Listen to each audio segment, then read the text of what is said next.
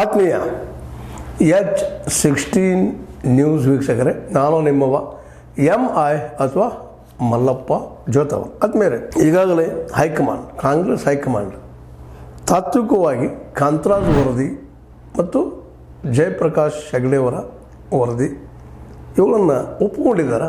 ಆದರೆ ಒಂದು ಸಲಹೆಯನ್ನು ಕೊಟ್ಟಿದ್ದಾರೆ. ಈ ಕಾಂಗ್ರೆಸ್ ಅಂದರೆ ರಾಜ್ಯದ ಸರ್ಕಾರಕ್ಕೆ, ನೀವು ಇನ್ನೊಮ್ಮೆ ಜಾತಿ ಗಣತಿ ಮಾಡಿರಿ ಅಂತೇಳಿ.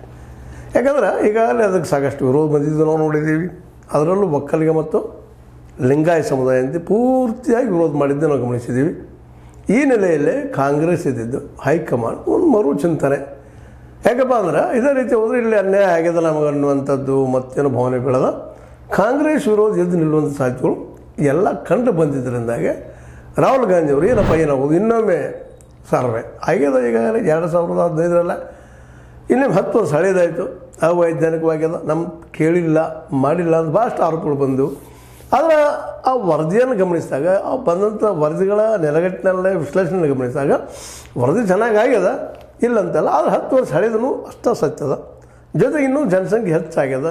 ಇನ್ನು ಈ ಒಂದು ಒಳ ಮೀಸಲಾತಿ ಆದಂಗೆ ಇದ್ರದ್ದು ಆಗಲಿ. ಅದಕ್ಕೆ 90 ದಿನಗಳಲ್ಲಿ ಇದನ್ನು ಮಾಡಿ ಮುಗಿಸ್ಕೊಳ್ರಿ, ನಮಗದು ಒಪ್ಪಿಗೆ ಅದ ನೀವು ಮಾಡಿದ್ದು ಅಂತ ಹೇಳಿದ್ದಾರೆ. ಅದು ಇನ್ನೊಮ್ಮೆ ಸರ್ವೆ ಆಗಲಿ, ಏನು ತಪ್ಪಿಲ್ಲ, 10 ವರ್ಷ ಆಯಿತು ಅಂಥೇಳಿ ಅನಿವಾರ್ಯವಾಗಿ ಸಿದ್ದರಾಮಯ್ಯನವರು